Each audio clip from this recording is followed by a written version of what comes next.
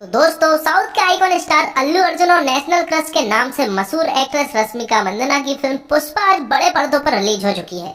ये फिल्म कुल 5 भाषाओं में रिलीज होगी और ऑडियंस को ये फिल्म काफी ज्यादा पसंद आ रही है। तो दोस्तों, आइए आज जानते हैं कि आखिर इसकी स्टोरी क्या है। एक्सप्लेनेशन शुरू करने से पहले वीडियो को लाइक करें और चैनल को सब्सक्राइब जरूर करें ताकि आपको आगे ऐसे ही न्यू और फ्रेश मूवीज के एक्सप्लेनेशन मिलते रहे। तो चलिए शुरू करते हैं आज का एक्सप्लेनेशन। मूवी की स्टार्टिंग में हमें लाल चंदन की लकड़ी के बारे में बताया जाता है, जो कि दुनिया में कहीं भी नहीं पाई जाती है, सिर्फ इंडिया को छोड़कर। और ये लकड़ी जापान भेजी जाती है और इस लकड़ी के बदले में लोगों को करोड़ों रुपए मिलते हैं। लेकिन इस लकड़ी की स्मगलिंग में जान का बहुत ज्यादा रिस्क है। अब अगले सीन में हम ट्रक को देखते हैं और उसके पीछे कुछ पुलिस की गाड़ियों को देखते हैं जो कि उस ट्रक का पीछा कर रहे होते हैं। तभी एंट्री होती है अल्लू अर्जुन की, जिसका नाम है पुष्पा या फिर कहे पुष्पराज। पुष्पा उन्हें रिश्वत के तौर पर 10,000 रुपए देने की बात करता है, लेकिन वह पुलिस वाले नहीं मानते हैं। जिसके बाद पुष्पा अपनी रकम बढ़ाता है और उन्हें 50,000 रुपए देने के लिए राजी हो जाता है।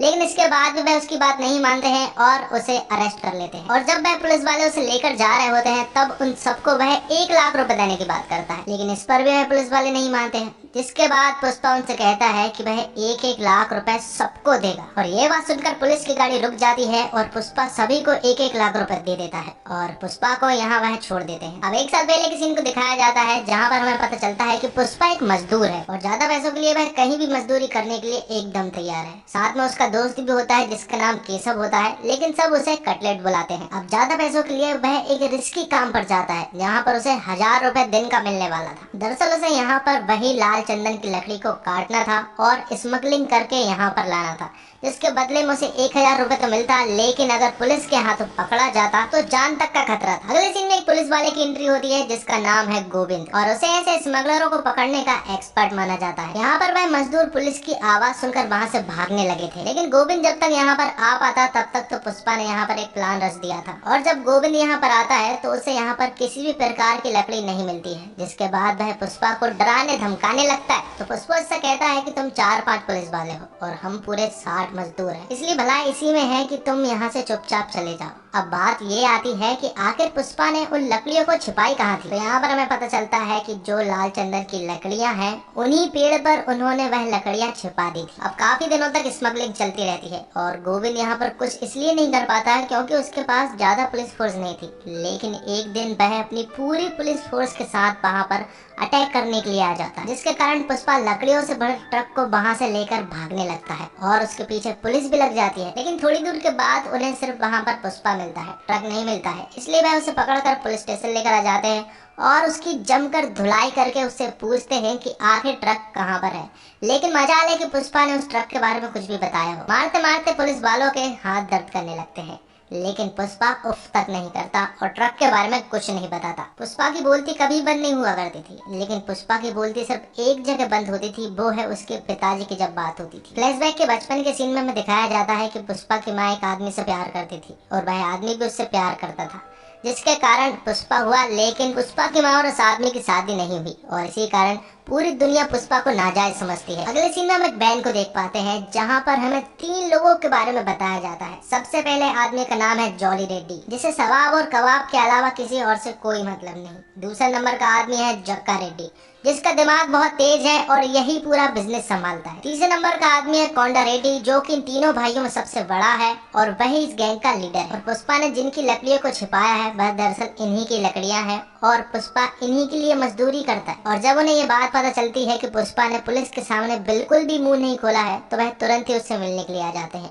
और उनसे उस ट्रक के बारे में पूछते हैं, जिसके बदले में पुष्पा उनसे 5 लाख रुपए मांगता है, जिस पर कोंडा गैंग भी मान जाती है और पुष्पा को 5 लाख रुपए देती है उस लकड़ियों के बदले में। और जिस वैन में बैठकर पुष्पा आया था अब वह उस बैन में बिठाकर उसे नहीं ले जाते हैं। तो पुष्पा उन 5 लाख रुपए से एक नई बैन खरीद लेता है। अगले सीन में हम देखते हैं कि कोंडा रेड्डी अपने आदमियों पर काफी गुस्सा हो रहा था क्योंकि उनकी लकड़ियां अब पुलिस के हाथों लगने लगी थी। तो यहाँ पर पुष्पा उसे एक प्लान बताता है और कहता है कि अगर मेरे प्लान से आप चलेंगे तो ये लकड़ियां जिंदगी में कभी कोई नहीं पकड़ सकता। तब कोंडा उसके प्लान को सुनता है और स्मगलिंग की लकड़ियों का काम उसे ही सौंप देता है, जिसके बाद पुष्पा अपना काम स्टार्ट कर देता है और दूध वाले टैंकर में लकड़ियों को छिपाकर वह चेक पॉइंट पार करने लगा था और गोविंद उन्हें नहीं पकड़ पा रहा था। अगले सीन में एंट्री होती है सिरवल्ली की, जो कि उन्हीं के गांव में रहा करती है और उसे देखकर पुष्पा को पहली नजर का प्यार हो जाता है। पुष्पा सिरवल्ली के दिन भर पीछे पड़ा रहता है, लेकिन सिरवल्ली उसकी तरफ एक झलक देखती तक नहीं है। लेकिन एक दिन सिरवल्ली और सिरवल्ली के फ्रेंड्स जब पिक्चर देखने गए थे तो उनके पास कुछ पैसे कम पड़ गए थे, जिसके बाद वहां पर कटलेट जाता है और उनसे कहता है कि ये 1000 रुपए रखो, इसके बदले में तुम्हें सिर्फ एक बार पुष्पा को हंसकर देखना होगा। जिस पर सिरवल्ली भी मान जाती है। अगले सीन में हम देखते हैं कि सिरवल्ली एक मंदिर के पास पुष्पा को हंसते हुए देख रही होती है और ये देखकर पुष्पा भी बहुत ज्यादा खुश हो जाता है और फिर तुरंत ही सिरवल्ली से बात करने के लिए उसके पास चला जाता है। उसके पास जब वह बात कर रहा होता है तो उसे पता चलता है कि उसने इस काम के लिए उसे 1000 रुपए दिया था। ये सुनकर वह कटलेट को बहुत मारता है। अगले सीन में एक और नए कैरेक्टर की एंट्री होती है जिसका नाम है मंगल सीनू और पूरी कोंडा गैंग मंगल सीनू के अंडर में ही काम करती है। तो यहाँ पर मंगल सीनू कोंडा रेड्डी के पास आता है और उसे एक काम देता है। मंगल सीनू उससे कहता है कि उसके पास लकड़ियां रखने के लिए जगह नहीं, इसलिए वह इस जगह पर वह लाल चंदन की लकड़ियों को रखेगा, लेकिन उसे एक ऐसे आदमी की जरूरत है जो कि इन लकड़ियों की रक्षा कर सके और इस काम के लिए कोंडा की नजरों में पुष्पा के अलावा कोई और दूसरा इंसान तो हो ही नहीं सकता। इसके बाद थोड़े दिनों के बाद इस अड्डे के बारे में पुलिस को खबर लग जाती है। तो यहाँ पर पुष्पा इन सारी लकड़ियों को नदियों में फेंक देता है और जब पुलिस यहाँ पर चेकिंग करने आती है तो उन्हें यहाँ पर कुछ भी नहीं मिलता है। और दूसरी तरफ हमें दिखाया जाता है कि जो लकड़ियां तैरती हुई गई थी वह डैम के पास आकर रुक गई थी और वहाँ पर कटलेट ने उस डैम को बंद करवा दिया था और उन सारी लकड़ियों को बहने से बचा लिया। जिसके बाद पुष्पा कोंडा रेड्डी से कहता है कि हम मंगल सीनू के लिए काम क्यों कर रहे हैं, क्योंकि वह इन लकड़ियों के लिए हमें कम पैसे दे रहा है। वह उससे कहता है कि 1 टन लकड़ियों के लिए वह हमें 25 लाख देता है, जबकि वह इन्हीं लकड़ियों को बेचकर चेन्नई से 1 करोड़ रुपए कमाता है। इसलिए पुष्पा से कहता है कि कम से कम हमें 50 लाख रुपए तो मिलना चाहिए। जिस पर कोंडा रेड्डी उससे कहता है कि तू खुद ही जाकर मंगल सीनू से बात कर ले और अगर उसने बात मान ली तो आधा आधा हम बांट ले। अगले सीन में हम देखते हैं कि पुष्पा मंगल सीनू के यहाँ पर बात करने के लिए जाता है। वह मंगल सीनू से कहता है कि आप हमें इन लकड़ियों के बदले में 50 लाख रुपए दे, वरना हम इन लकड़ियों को डायरेक्ट चेन्नई में बेच देंगे। तो मंगल सीनू से कहता है कि चेन्नई को पहुंचाने में इन लकड़ियों के बदले में उसे 15 चेक पॉइंट पार करना पड़ता है और इसीलिए उसे बहुत सारे पैसे पुलिस वालों को खिलाने पड़ते हैं। जिस पर पुष्पा से कहता है कि ये काम तो वह भी कर सकता है, लेकिन फिर भी बहुत सारे पैसे बचते हैं। तो मंगल सीनू उसे पैसे देने से मना कर देता है। तब पुष्पा उन्हीं के फोन से तुरंत ही चेन्नई में मुरुगन को कॉल कर देता है और उसे लाल चंदन की लकड़ियों को खरीदने के लिए ऑफर करता है। तो यहाँ पर वह पुष्पा को मारने की कोशिश करते हैं, लेकिन यहाँ पर पुष्पा उन्हें ही धो डालता है। अगले सीन में हम देखते हैं कि पुष्पा चेन्नई पहुंच चुका है मुरुगन से मिलने के लिए और उससे डायरेक्ट बात करता है लाल चंदन की लकड़ियों के बारे में। वह उससे कहता है कि अब उसके पास वह डायरेक्ट ही लकड़ियां भेजेगा। जब वह कोंडा रेड्डी को फोन करता है तो कोंडा रेड्डी को काफी गुस्सा आता है, लेकिन जब पुष्पा उससे कहता है कि मंगल सीनू हमें इस काम के लिए 25 लाख दिया करता था, लेकिन हम यहाँ पर डायरेक्ट बेचकर 1 करोड़ रुपए कमाएंगे। लेकिन थोड़ी देर के बाद कोंडा रेड्डी भी मान जाता है। अगले सीन में हम देखते हैं कि सिरवल्ली के फादर को जॉली रेड्डी ने पकड़ रखा है। दरअसल सिरवल्ली के फादर ने कुछ बातें लीक कर दी थी, इसलिए उसने उन्हें बंदी बना लिया है। साथ में उसने सिरवल्ली को भी लेकर आ गया है और वह सिरवल्ली से कहता है कि एक रात मेरे साथ गुजारने के बाद वह उसके फादर को छोड़ देगा। और फिर सिरवल्ली ये बात तुरंत ही पुष्पा को बताती है। ये सब बताने के बाद वह अपने प्यार का इजहार भी कर देती है। तब पुष्पा तुरंत ही जॉली रेड्डी के पास जाता है और उसे बहुत धोता है। उसकी हालत इतनी खराब थी कि वह होश में ही नहीं आ रहा था, इसलिए कोंडा रेड्डी को ये पता नहीं चल पा रहा था कि आखिर ये किसने किया। लेकिन एक दिन पुष्पा और कटलेट जॉली रेड्डी के साथ उन्होंने जो किया उसके बारे में बात कर रहे होते हैं, लेकिन तभी अचानक कोंडा रेड्डी आ जाता है।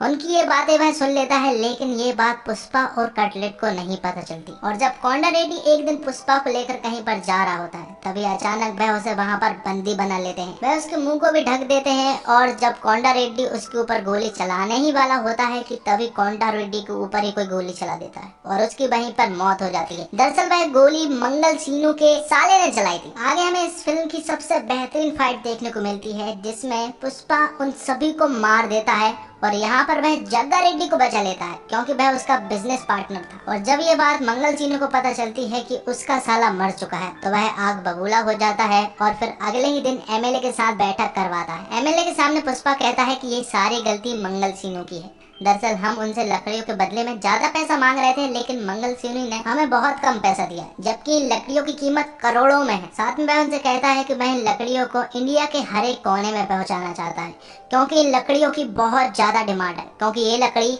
कहीं भी नहीं पाई जाती दुनिया में, सिर्फ हमारे इलाके में ये पाई जाती है। तब एमएलए पुष्पा को सिंडिकेट का लीडर बना देता है और कहता है कि अब पुष्पा के अंडर ही पूरा काम होगा। तो अब लकड़ियों का काम बहुत ही तेजी से शुरू हो चुका था और अब इंडिया के कोने कोने में ये लकड़ियां पहुंचने लगी थी और पुष्पा यहाँ पर अब बहुत बड़ा आदमी बन चुका था और अब पुष्पा के टक्कर में भी कोई नहीं था। लेकिन तभी एंट्री होती है भंवर सिंह शेखावत की, जो कि एक जाना माना पुलिस वाला है, जिसने ऐसे क्रिमिनलों को काफी बार निपटा चुका है। और अब वो दिन आ ही गया जब सिरवली और पुष्पा की शादी होने वाली थी और शादी का कार्ड वह नए एसपी को देने के लिए भी जाता है, लेकिन वहाँ जाकर वह उसे कार्ड तो दे देता है, साथ में वह उसे 1 करोड़ रुपए रिश्वत भी देता है और उससे कहता है कि 1 करोड़ रुपए आपके पास हर महीने पहुंच जाएंगे। लेकिन यहाँ पर भंवर सिंह शेखावत पुष्पा की जमकर बेइज्जती कर देता है और इसके कारण पुष्पा को अंदर ही अंदर बहुत तेज गुस्सा आ रही थी। आगे कुछ दिनों में हम देखते हैं कि भंवर सिंह शेखावत की पुष्पा हर एक बात मानने लगा था, जैसे पुष्पा उसकी कठपुतली बन गया। अब वो दिन भी आ गया जब पुष्पा की आज शादी है, लेकिन पुष्पा शादी से गायब है और वह तो भंवर सिंह के साथ जश्न मना रहा है। यहाँ पर भंवर सिंह और पुष्पा काफी ज्यादा खुश थे,